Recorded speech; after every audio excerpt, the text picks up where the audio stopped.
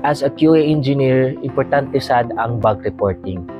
Testing without proper bug reporting is useless. Hi, this is Mac. Una, dapat kabalo ka kung isa ang mga klase-klase nga testing.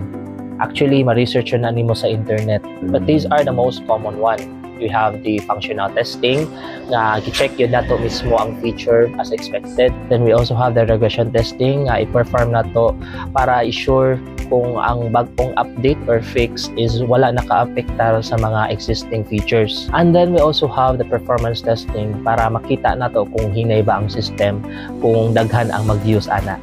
So how do we identify a bug properly? As I mentioned in my previous video, kinahanglan kabalo gyud ta sa requirements sa system. Kung wala gyud sa requirements and then na-confirm na sad nimo ni client nga dili expected ang nahitabo sa system, meaning bug gyud na siya. You also have to bear in mind kung unsaon nato pag-report sa bug. Dili lang basta-basta nga atong ilista ang bugs, dapat detailed gyud na siya. Kung sayop ang pag-report, maglisod man gud ang mga developers sa pagsabot ana. So sa akong previous example, which is the add to cart function sa TikTok shop, which is kung mag-add to cart ka, madoble ang presyo sa item.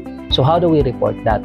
First is ang summary, which is nga nag-add to cart nimo, mo doble ang presyo. And then of course the actual result, which is nadoble ang price. Then ang expected result, once nga i-add to cart na nimo ang item, dapat same lang gihapon ang price. And then ang steps to reproduce, dapat nakalista gid tanan step by step kung giunsa nimo pag-navigate sa application until nga makuha na nimo ang actual result.